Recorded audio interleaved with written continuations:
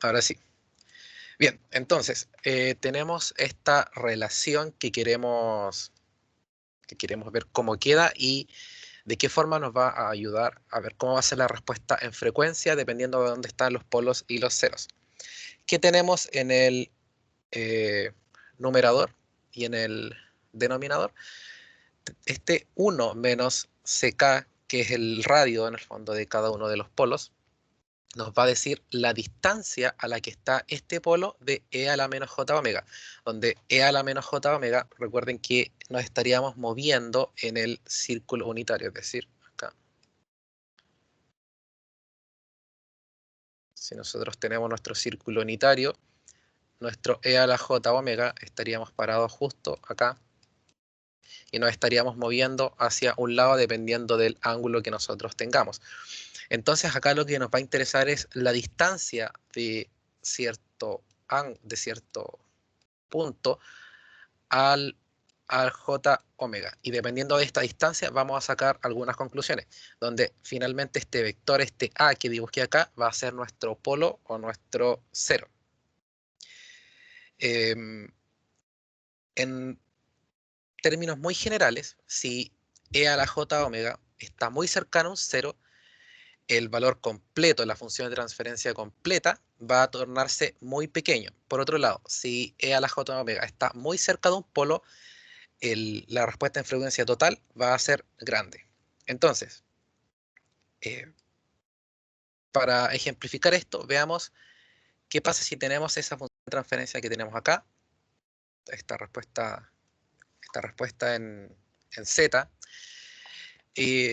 1 menos, o sea, 1 sobre 1 menos 3 cuartos de z a la menos 1. Acá podemos ver que tenemos un 0 en el origen, en z igual 0, y un polo en z igual a 3 cuartos. Entonces, en el dibujito que tengo acá, están dibujados y acá tenemos el 0 y acá tenemos el polo. Entonces, la idea es ver cómo sería la respuesta en frecuencia de esto. Entonces, si nosotros comenzamos con un ángulo, por ejemplo, muy cercano a 0, como el que está dibujado en rojo ahí, tenemos que la distancia del 0 a este e a la j omega que tengo acá, que está muy al principio, muy cerca del 0, es una distancia relativamente grande. La distancia de hecho es 1 por el círculo unitario. Sin embargo, la distancia del polo es más bien menor. Entonces dijimos que cuando la distancia del polo la distancia de este polo a este punto que tenemos acá es pequeña, la respuesta en general va a ser grande. Por lo tanto, nosotros esperamos que cuando nosotros grafiquemos esto, inicialmente esta respuesta va a tender a ser bastante grande. Y si se fijan después, si nosotros nos vamos alejando, por ejemplo, vamos aumentando el ángulo, nos vamos moviendo por acá, por acá, por acá, ustedes pueden darse cuenta que la distancia entre el polo y cada uno de estos puntos, es decir, esta distancia y esta distancia así, cada vez va a ser más grande. Por lo tanto, nosotros esperamos que nuestra respuesta en frecuencia empiece a decaer. Entonces, básicamente, si ustedes se van moviendo a lo largo del círculo unitario, tienen que fijarse en las distancias que tienen respecto a conforme se van moviendo en el círculo unitario, tienen que fijarse en las distancias entre los ceros y los polos respecto a cada uno de estos ángulos. Y eso les va a dar entonces la forma, les va a dar las pistas de cómo se va a ver su respuesta en frecuencia. Así que, en palabras muy resumidas, nos va a interesar la distancia del polo del cero con respecto al círculo unitario. Entonces, vamos a utilizar esta perspectiva para ir viendo cada una de las cosas luego en MATLAB. Así que pasando a MATLAB, veamos qué pasa con el sistema. Con ese mismo que le mostré anteriormente. Yo ya lo tenía listo. Acá tenemos el plano donde tenemos el 0 y el polo. Y veamos directamente la respuesta en frecuencia con Frex. Entonces, inicialmente, y tal como habíamos visto, dependiendo de la distancia que teníamos, al principio nosotros dijimos que íbamos a tener una respuesta bien elevada, un pic, por decirlo de alguna forma, y después conforme nosotros nos vayamos alejando, o sea, en este caso, dando vuelta el círculo hacia la izquierda, es equivalente en este caso al gráfico de acá a estarnos moviendo hacia la derecha en la frecuencia normalizada. Acá tenemos 0.2 pi, 0.3 pi por muestra y así sucesivamente. Teníamos que la distancia con el polo iba a crecer, por lo tanto, como la distancia iba a crecer, nosotros esperamos que la respuesta total fuera disminuyendo y efectivamente, nosotros lo estamos viendo acá, es así. Entonces esto les muestra que otra perspectiva de cómo ver la respuesta en frecuencia, cómo pronosticar la respuesta en frecuencia, dependiendo de las distancias relativas a cada uno de los ángulos. Así que vamos a aplicar esto mismo ahora, pero a polos y ceros, ahora ya no solo uno, no de primer orden, sino que a sistemas de segundo orden, y esto por supuesto después puede fácilmente extrapolarse a sistemas de tercer, cuarto orden o cualquier orden superior. Por ahora, ¿alguna pregunta?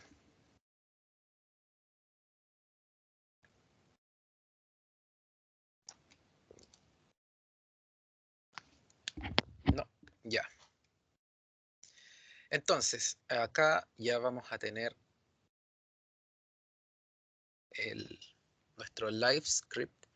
Este live script, el profe lo actualizó hace muy poquito y por lo que me dijo ya está en Canvas. ¿Cuál es la diferencia que tenía con respecto a uno que ya les subió? Es que ahora está más bonito en el sentido de que les puso estos para ir eligiendo los ángulos, la magnitud de los polos y ya no está iterando sobre un ciclo for, que es lo que tenía anteriormente. Entonces ahora es un poco más sencillo analizar los distintos sistemas. Así que por si alguien ya lo había bajado, para que lo baje de nuevo y vea la última versión, la versión actualizada. Entonces, acá tenemos un sistema con polos complejos conjugados y sin ceros. Entonces, este es el primer caso. Nos vamos a olvidar un poco de los ceros y solo vamos a ver qué ocurre con los polos complejos. Lo primero, recordar un poco en general, cuando un sistema tiene coeficientes reales, entonces sí o sí ustedes tienen que tener polos complejos conjugados. No pueden tener, por ejemplo, como polo 2 más i, sin tener a su vez el polo 2 menos i. Tienen que ocurrir en pares conjugados, siempre, si es que tienen coeficientes reales, que es lo que se da en prácticamente todos los sistemas acá en el curso. Así que hay que tener presente eso, que siempre van a ocurrir los polos en pares complejos conjugados. Entonces acá vamos a hacer un análisis muy parecido a lo que hicieron con un polo. Vamos a ver qué pasa cuando tenemos dos. Entonces, bueno, este código, el profe ya se los mencionó a grandes rasgos, así que no vamos a ver las particularidades de este código, sino que nos vamos a concentrar más bien en las generalidades que estamos viendo acá en los distintos gráficos, respuesta en frecuencia y el diagrama de polos y ceros. Entonces, comencemos con uno un poco más grande. Esperemos acá que lo haga. Ya, acá estamos. Entonces, tenemos un par de polos en 0,9, con radio 0,9 y un ángulo de 40 grados. Y con eso tenemos acá entonces este diagrama de polos y ceros.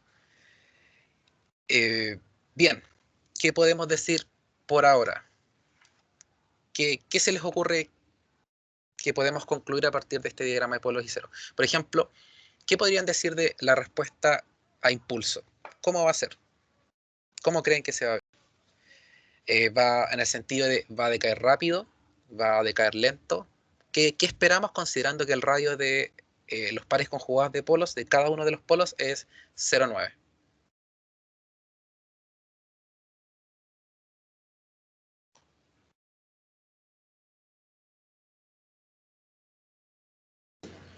Bueno, lo primero es que el sistema sería estable, ¿verdad? Exacto. Y los polos creo que están bastante alejados como para decir que la respuesta va a caer rápido. Ya, perfecto. Muy buen aporte. Yo estaba pasando por alto, de hecho, aquí lo que dijo el compañero, no mencioné nada sobre estabilidad, pero muy buen comentario de que lo más importante, de hecho, es, claro, el sistema es estable porque tenemos los polos dentro del círculo unitario. Y importante eso, porque de las tareas de las últimas tareas, por lo menos unas cinco o quizás más, tenían el problema de que analizaban los ceros, es decir, decían, como el cero, los ceros están dentro del círculo unitario, entonces el sistema es estable. La conclusión era correcta, efectivamente el sistema era estable, pero no por los ceros, sino por los polos. Los polos son los que nos importan acá. Los ceros nos van a servir para otras cosas, para otros análisis, pero para términos de estabilidad, los polos. Entonces, efectivamente los polos están dentro del círculo unitario, el sistema es estable. Por lo tanto, ¿qué podemos concluir de la respuesta a impulso? La respuesta a impulso es acotada. Más aún, no solo es acotada, sino que eh, va decayendo, va decayendo en el número de muestras. Entonces esperamos que esta respuesta impulso vaya decayendo. Por ahora no sabemos con qué velocidad, pero va a decaer por el solo hecho de que los polos están dentro del círculo unitario. Entonces, ahora, siguiendo lo último que también dijo el compañero, es que los polos están alejados del círculo unitario. Por lo tanto, esperamos que el sistema en realidad, la respuesta impulso, decaiga más bien lento. Y justamente, tenemos que cerca de las 40, 50 muestras, el sistema recién decae en la respuesta impulso. O sea, podríamos decir que es relativamente lento. Además, vemos que hay un poco de oscilación. Y esto es normal, porque la respuesta impulso de estos sistemas siempre va a tener esta forma cuando tenemos pares complejos conjugados. ¿Qué estamos viendo acá? Si nosotros lo graficáramos esto en el tiempo, digamos, una gráfica común y corriente en el tiempo sin pensar en un sistema discreto acá, lo que tenemos acá, si ustedes siguen la figura, esto no es nada más que una sinusoidal. Normalmente esta llevan el nombre de una sinusoidal compleja, perdón, una sinusoidal exponencial, porque tiene lo que le llaman en inglés una envelope, una cobertura acá de exponencial. Entonces, si ustedes lo piensan, acá ustedes tienen una exponencial decayente que va como apretando la sinusoidal, la envuelve y la va cada vez haciendo más pequeña y apretando. Entonces esta sinusoidal parte oscilando hacia arriba, hacia abajo, en este caso con amplitudes de 1,5, y luego comienza a disminuir, a disminuir, a disminuir hasta llegar a cero.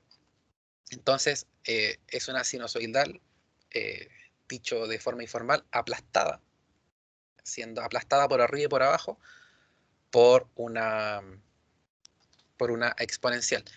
¿A alguien se le ocurre de qué depende o qué factor dentro de los polos y los ceros nos va a hacer que esta caída exponencial sea más o menos pronunciada? O sea, ¿qué tanto vamos a apretar a esta sinusoidal? ¿De qué puede depender?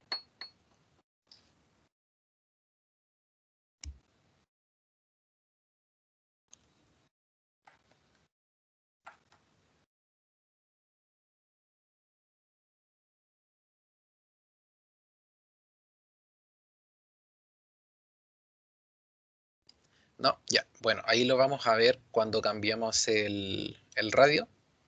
Vamos a ver qué tan rápido es, como digo, apretada esta decae a cero por la relación del ángulo que va a tener. O sea, en qué va a afectar la respuesta impulso el ángulo. Así que veamos rápidamente eso. Cambiemos el ángulo a un ángulo mayor. Vamos a mantener el radio y vamos a cambiar el ángulo. Y veamos qué pasa con cómo va a variar esta respuesta a impulso. Acá la tenemos de nuevo entre 40 y 50 la respuesta a impulso decae, ya es prácticamente cero, pero si se fijan hay como más oscilación. Es decir, la frecuencia de esta sinusoidal fue alterada por el ángulo que puse acá. Entonces, volviendo ahora a un ángulo un poco mayor, veamos cómo se ve ahora. De nuevo, entre 40 y 50 es cuando finalmente decae, pero de nuevo tenemos esta mayor oscilación o menor oscilación dependiendo del ángulo. Por lo tanto, la frecuencia a la cual oscila esta sinusoidal que está siendo aplastada por la exponencial depende exclusivamente del ángulo. Y la rapidez con la que cae no es afectada por el ángulo, sino que por el radio. Así que esas son las primeras conclusiones que podemos obtener con respecto a la respuesta a impulso. ¿Alguna pregunta por ahora, hasta ahora, de lo que hemos hablado?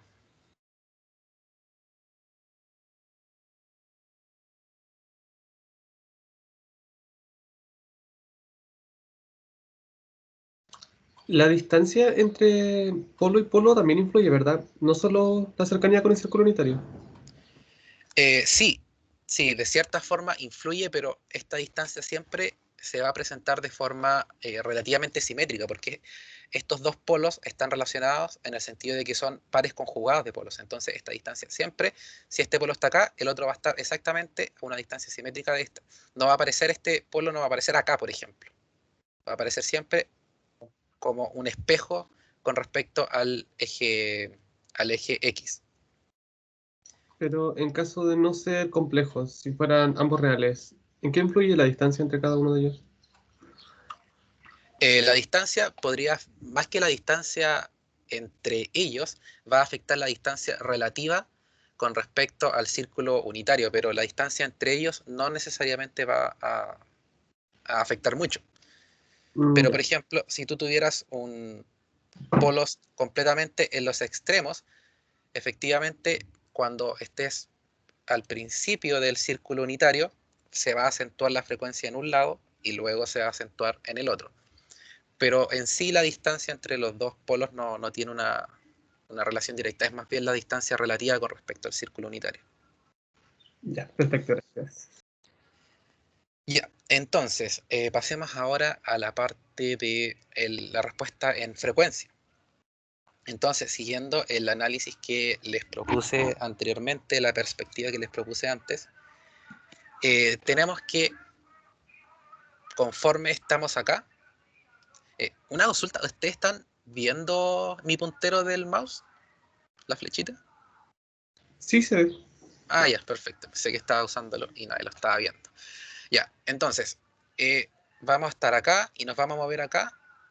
Y mientras nosotros nos estemos moviendo hacia este polo de acá, la distancia entre el... Si nosotros estamos justamente ahí, donde yo tengo el puntero del mouse, pueden darse cuenta que la distancia del cero que está en el origen con respecto a donde tengo la flecha, a ese ángulo, es bastante más grande que la distancia del polo a ese mismo lado.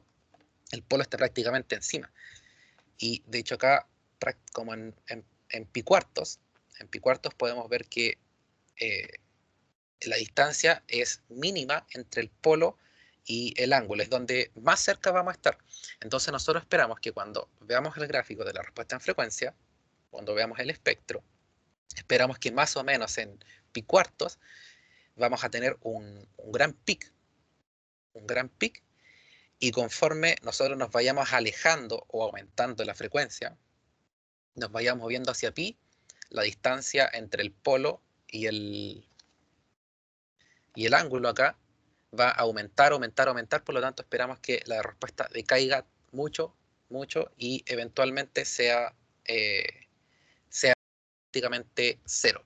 Y en este caso el cero no influye en prácticamente nada porque eh, no tiene una mayor influencia conforme nosotros nos vayamos moviendo hacia acá. O sea, no es tan importante la influencia cuando tenemos estos ceros en el origen. básicamente porque su distancia es constante. O sea, donde nosotros nos movamos a lo largo del ángulo, la distancia es siempre 1. Por lo tanto, no influyen en nada en este caso. Así que los ceros, o sea, perdón, los polos son los que nos van a dictar cómo va a ser la respuesta en frecuencia. Entonces veamos cómo queda finalmente. Y efectivamente, eh, veamos este gráfico, me parece un poco más simple de analizar. El que no está en dB, es el gráfico con el que ustedes están más familiarizados. Entonces, bueno, nosotros habíamos dicho que entre más o menos en pi cuartos íbamos a tener un pic. Y acá es difícil ver si teníamos razón o no, pero recuerden que este gráfico que está acá, como le explicó el profe en el otro análisis que hicieron con sistemas de primer orden, viene del FREX, y el FREX utiliza la frecuencia normalizada de 0 a pi, y él hizo un espejo acá y lo tiró todo a entre 0 y 0,5. Por lo tanto, cuando ustedes están más o menos aquí, están en la mitad de donde hubiesen estado con la frecuencia normalizada. Entonces recuerden, en la frecuencia normalizada el gráfico iba de 0 a 1. Entonces, acá es exactamente la mitad de eso. Por lo tanto, cuando ustedes en ese gráfico del FREX estaban, digamos, en un cuarto, acá van a estar en un octavo. Entonces, obviamente, tenemos que un octavo es 0.125. Entonces, nosotros si utilizamos FREX, esperamos ver el pic en exactamente 0.25, más o menos, porque eso es lo que habíamos dicho, que la distancia entre el polo y el ángulo acá iba a ser en pi cuartos, o en 0.25 con la frecuencia normalizada. Y acá como es la mitad, lo vamos a ver en 0.125. Y si ustedes ven, efectivamente en 0.125 tenemos el pic, tenemos el levantamiento, y luego, como dijimos, conforme nos íbamos moviendo en el ángulo, la distancia iba a aumentar y por lo tanto esperamos también que la respuesta en frecuencia comience a decaer hasta llegar a prácticamente cero. Así que el gráfico es completamente consistente y bueno, analizar la parte negativa hacia la izquierda ya no tiene tanto sentido porque es simplemente el espejo de lo que está acá. Entonces, como pueden ver, esa otra perspectiva es también muy precisa para predecir la respuesta en frecuencia de cómo va a ser esto. Pueden predecir cómo se va a ver el espectro solamente viendo el diagrama de polos y ceros. ¿Alguna pregunta? Si consideramos que la frecuencia aumenta en el círculo unitario cuando, o sea, en sentido antihorario, ¿verdad? ¿Ya? ¿Sí? Eventualmente el diagrama debería ser cíclico, o sea, cíclico. Sí, efectivamente. Efectivamente. Ok. Solamente, sí. Ya, entonces, y una cosa más. Eh, ¿Qué tipo de filtro sería este?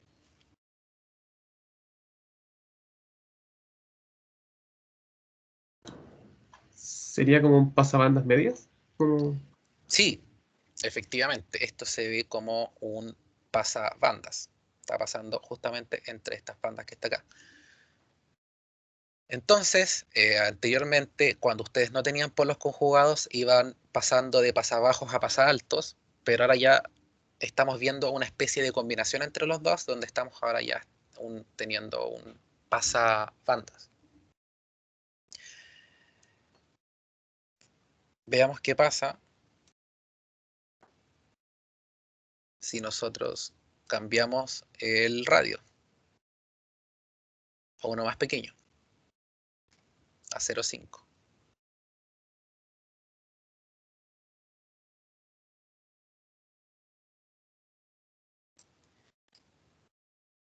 Entonces, ¿qué es lo primero que vemos? Cambiamos el radio a 0,5, el sistema sigue siendo estable y ahora estamos más cerca del origen. Por lo tanto, la respuesta de impulso, ¿cómo esperamos que sea? ¿Más rápida o más lenta?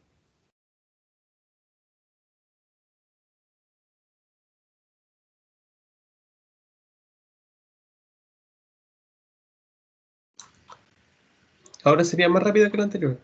Exacto. Y efectivamente es mucho más rápida. Ahora en la muestra número 8 ya estamos prácticamente en cero. Así que mientras más cerca del origen, los polos, entonces más rápida es la respuesta a impulso. ¿Y cómo se ve esto ahora? Mucho más ancho. La respuesta en frecuencia es mucho más ancha, o sea, decae más rápido. Y veamos por qué. Bueno, antes la distancia relativa, si nosotros nos vamos viendo en el círculo unitario, decaía rápidamente porque los polos estaban mucho más en el extremo. Entonces, cuando ustedes estaban acá, la distancia era mínima, pero si ustedes ya estaban acá, la distancia como que ya era muy alta y por lo tanto el sistema decaía mucho. En cambio acá, la distancia acá relativamente es pequeña, pequeña, pequeña, pequeña, y sigue siendo pequeña hasta ya, como cuando estamos ya más o menos por acá, la distancia ya comienza a ser mucho más significativa, y cuando ya estamos llegando a pi, la distancia es notoria y ya prácticamente estaríamos con la respuesta de frecuencia en cero, porque la distancia relativa de los polos al ángulo acá sería mucho más grande. Entonces, ¿qué logramos con tener los polos mucho más cerca del origen? Aparte de una respuesta en frecuencia más rápida, también logramos que la, nuestra respuesta en frecuencia de cierta forma se anchara, o sea, decayera más rápido. Y esto significa además que el filtro cambió. ¿Qué tipo de filtro tenemos ahora?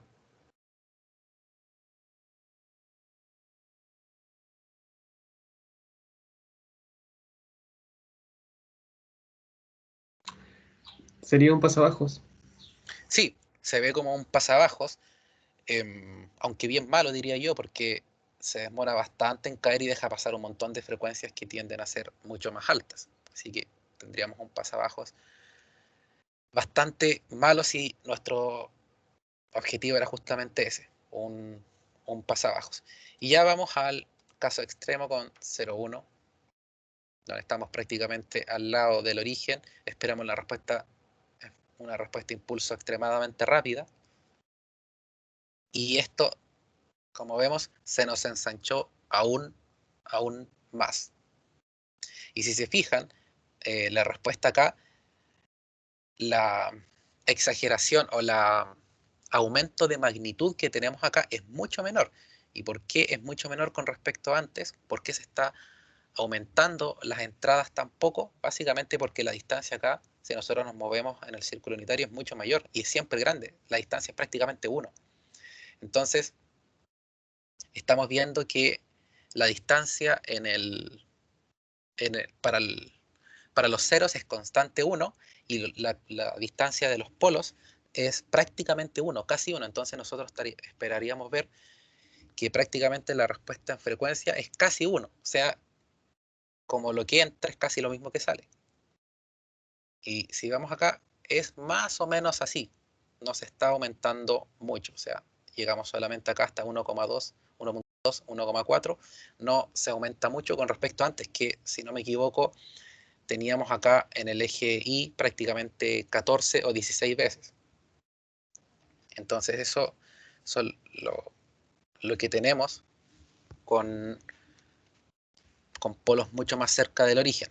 Y antes de pasar a introducir un cero, veamos los casos extremos. Cuando el radio es 1.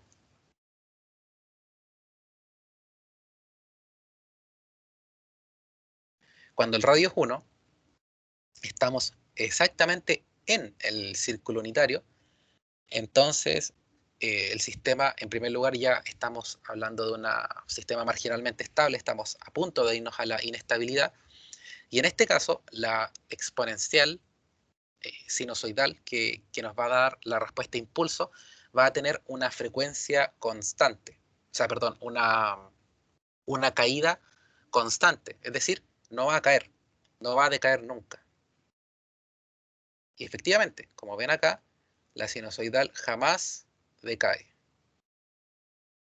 Nos quedamos aquí oscilando eternamente y no decae.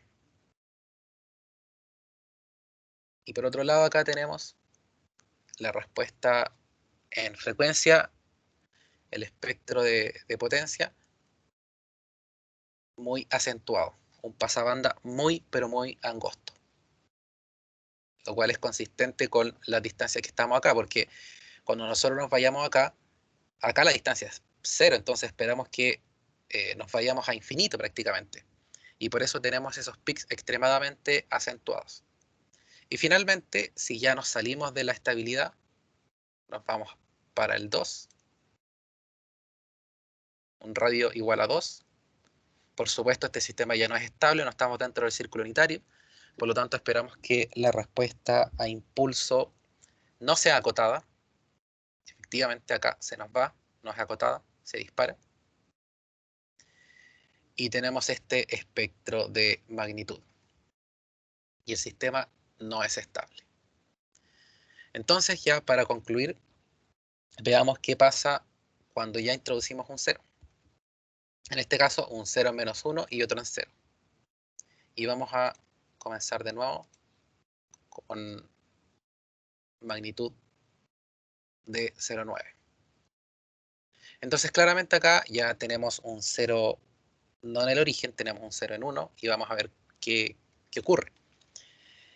De nuevo, siguiendo este método de yéndonos a los ángulos, tenemos que acá, si empezamos en el ángulo 0, tenemos exactamente un 0 en el ángulo 0. Por lo tanto, esperamos que el... La, ¿cómo, cómo sería la respuesta en frecuencia? Justo en 0, si tenemos el 0 puesto ahí. ¿Qué valor tendría justo acá?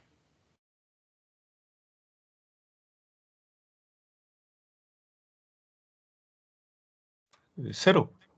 Exactamente, sería 0. Entonces esperamos que nuestro espectro comience en 0, y como nosotros nos vamos moviendo acá, la distancia con el polo, con este polo que está acá, que va a predominar sobre este, eh, la distancia se va cortando, cortando, cortando y llegando a un máximo acá. Entonces esperamos que el gráfico parte en 0, se eleve mucho, tenga su pic en pi cuartos, y conforme nos vamos moviendo en el círculo unitario, la distancia disminuye y por lo tanto estaríamos ya decayendo. Pero ahora este 0 que está acá va a tener una influencia mucho mayor, porque ya no vamos a tener los dos ceros en el origen y la distancia va a ser siempre 1.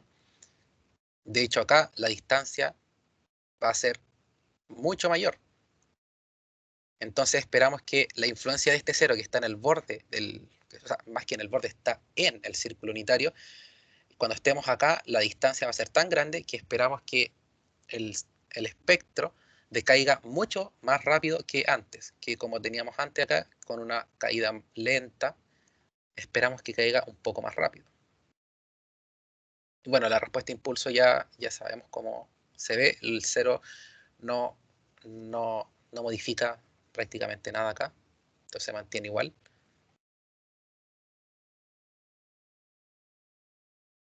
Y acá lo tenemos, justamente. Esperamos que la respuesta partiera en 0 y, bueno, parte en 0, más o menos en pi cuarto, y utilizando este gráfico en 0.125 tengamos un pic, y la respuesta en frecuencia esperamos que decaiga rápidamente por influencia de ese 0. Entonces tenemos un pasabanda mucho más angosto por la influencia del 0.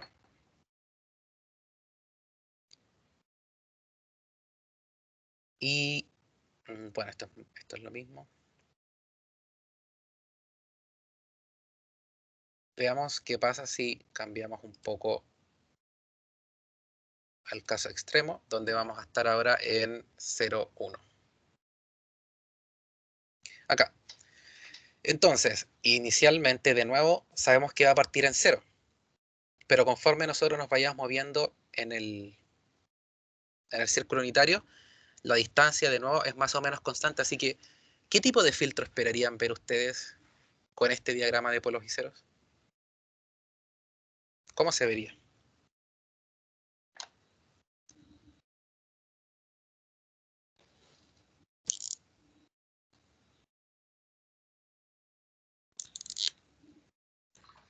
Con esa distancia no estoy seguro. Podría ser como pasa a todas las bandas, no sé. Ya, veamos qué pasa. Efectivamente, como decía el compañero, se ve mucho, casi como, como que pasa a todas las bandas, pero en realidad podría ser un poco más de pasa, pasa altos.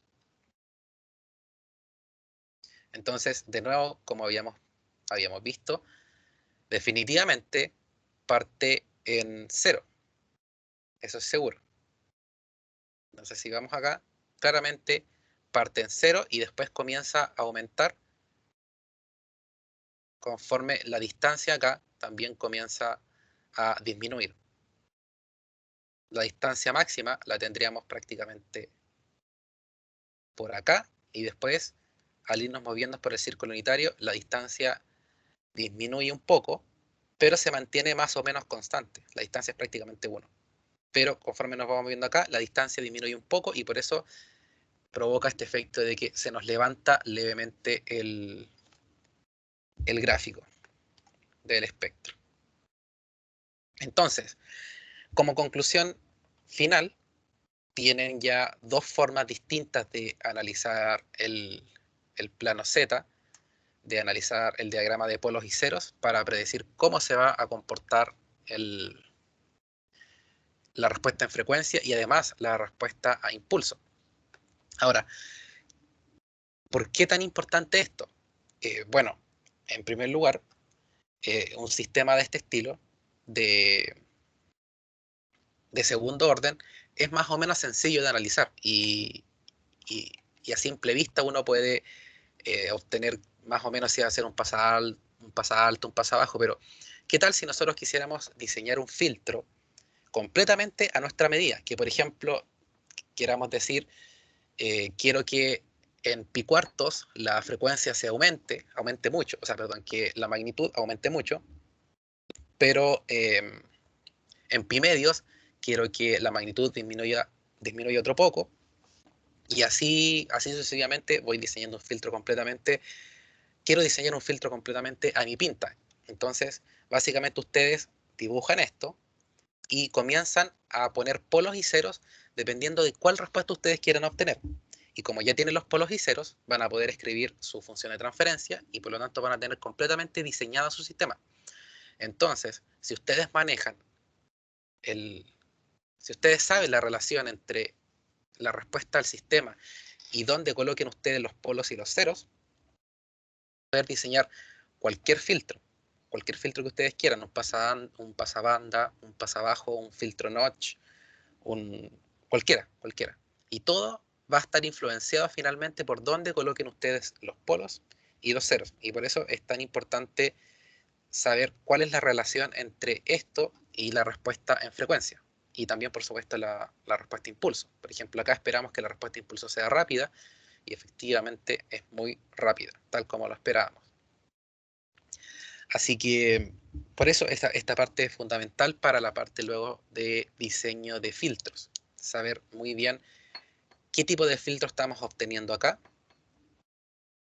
dependiendo de la posición relativa de los polos y los ceros. ¿Alguna pregunta?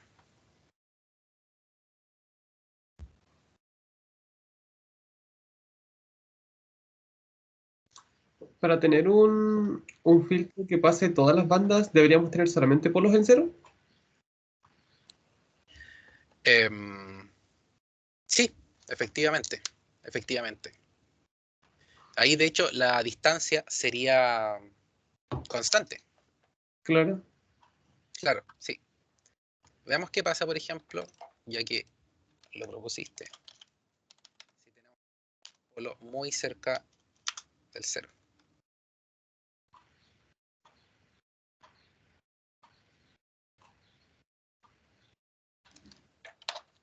En 0.001. O sea, lo tendríamos prácticamente acá. Y bueno, acá tenemos la influencia un poco más del cero que está en 1. Veamos cómo se ve sin el 0.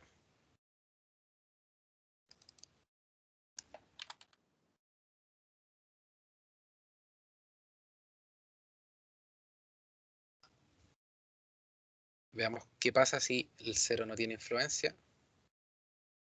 Y acá efectivamente puedes ver que prácticamente se pasan casi todas las bandas. Y tenemos de cierta forma un pasabajos, pero con una frecuencia de corte muy elevada y que prácticamente en realidad pasan gran cantidad de las bandas, teniendo el polo muy cerca del 0. ¿Alguna otra pregunta antes de finalizar?